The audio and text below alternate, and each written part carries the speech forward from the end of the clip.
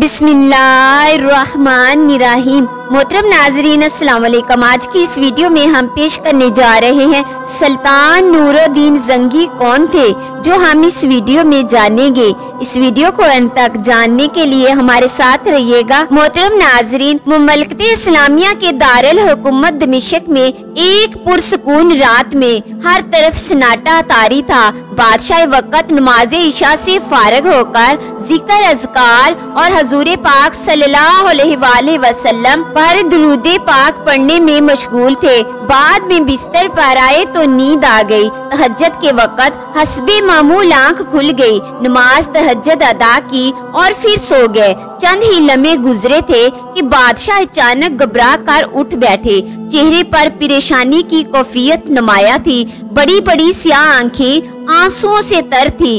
इस्तग़फ़ार पढ़ने के बाद कहने लगे, मेरे जीते जी कोई सताए, ये हो नहीं सकता।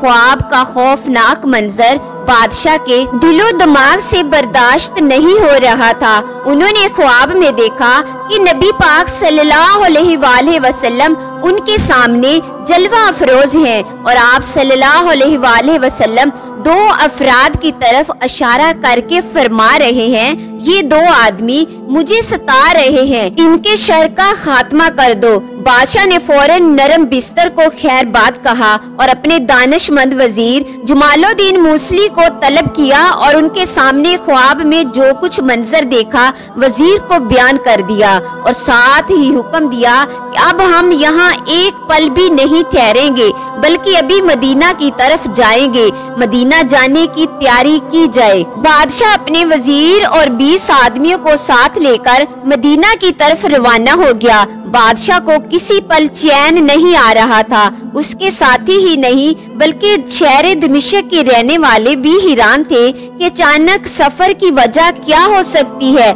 लेकिन किसी को इल्म नहीं था। ये 557 ईस्वी का जिक्र है। इस जमाने में अमूमी तौर पर दमिश्क से मदीना का फासला 20 दिनों से 25 दिनों में तय होता था, लेकिन बादशाह ने तमाम रास्ते में अपने साथियों को कहीं आराम करने ना दिया।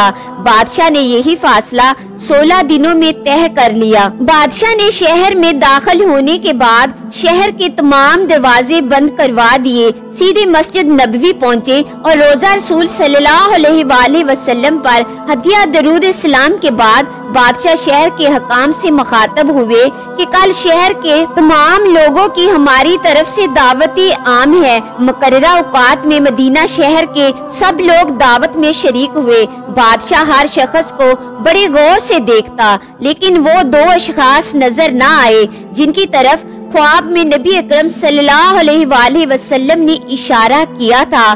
बादशाह को किसी पल चैन नहीं आ रहा था। बादशाह ने हुकामे शहर से इजहार किया कि सब लोग दावत में आए हैं। हाकिम शहर ने वाजिया किया कि सिर्फ दो अशखास जो मगरबी ज़ाहिरीन से हैं और एक अरसा से यहाँ रहाइश पजीर हैं, वो दिन को रोजा रखते हैं और बाकी सारा दिन जन्नतुल बकी में ज़ाहिरीन को पानी पिलाते रहते हैं। बस यही दो शख्स हैं जो दावत में नहीं आए। बादशाह के दिल की धड़कन तेज होगी। हुक्म दिया कि उनको हमारे सामने पेश किया जाए। जब उन अफराद को बादशाह के सामने लाया गया तो इन शैतान खसलत इंसानों को देखते ही बादशाह के दिल ने गवाही दी कि ये तो वही दो आदमी हैं जिनके मुतालिक नबी अकरम सल्लल्लाहु अलैहि वसल्लम ने ख्वाब में इशारा फरमाया था। बादशाह ने दोनों अफराद से पूछा, तुम कहाँ के रहने वाले हो? उन्होंने जवाब दिया कि हम मगरब से हैं, मक्का में हज के लिए हाजिर हुए थे। हज के बाद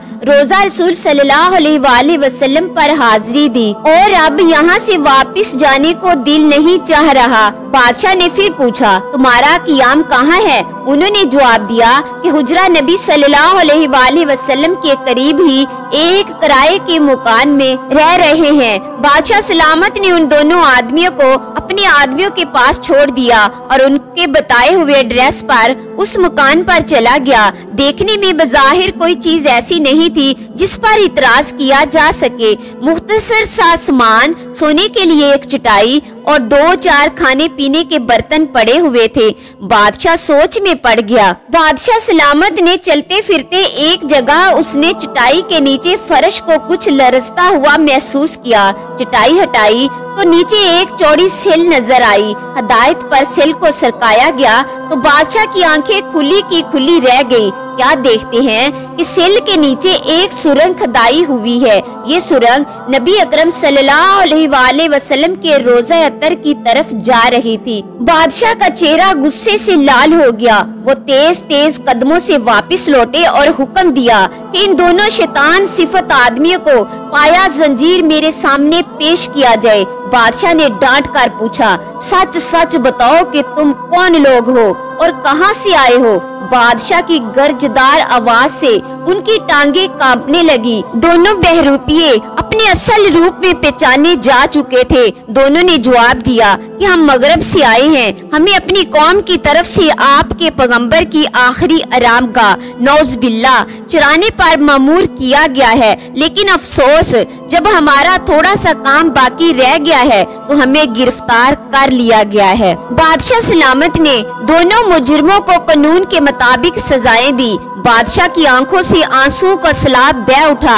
आंसू थे कि थमने का नाम नहीं ले रहे थे। वो सिसकियों के दरमियान कह रहा था कि ये मेरे नसीब कि इस खिदमत के लिए नबी सल्लल्लाहु अलैहि वसल्लम ने इस गुलाम को मुंतखिब फरमाया। नापाक साजिश का खात्मा हो चुका था। बादशाह सलामत ने मेमार बुलाए और हिदायत की कि रोजा रसूल सल्लल्लाहु अलैहि वसल्लम के चारों तरफ इतनी गहरी खंदक खोदी जाए कि पानी निकल आए और फिर उस खंदक को पिघलाए हुए शीशे से भर दिया जाए। इस पर अमल हुआ।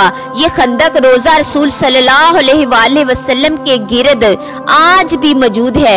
ये सादत जिस अजीम मुसलमान हुक्मरान को नसीब हुई, दुनिया उसे सुल्तान नूरुद्दीन जंगी के नाम से जानती है। अगर इस वीडियो में कोई गलती मेरी तरफ से हुई हो तो अल्लाह पाक कमी बेशी माफ फरमाए और हमें अपने प्यारे हबीब हजरत मोहम्मद सल्लल्लाहु अलैहि वसल्लम के तरीका मुबारक पर जिंदगी गुजारने की तौफीक अता फरमाए। मोहतरम नाजरीन, अगर वीडियो अच्छी लगी तो लाइक कमेंट जरूर कीजिएगा, क्योंकि आपके कमेंट से हमारे हौसले बुलंद होते हैं। प्यारे नाजरीन, अगर आप मेरे चैनल पर नए हैं तो मजीद ऐसी वीडियोस देखने के लिए हमारे चैनल पर सब्सक्राइब करें। शुक्रिया।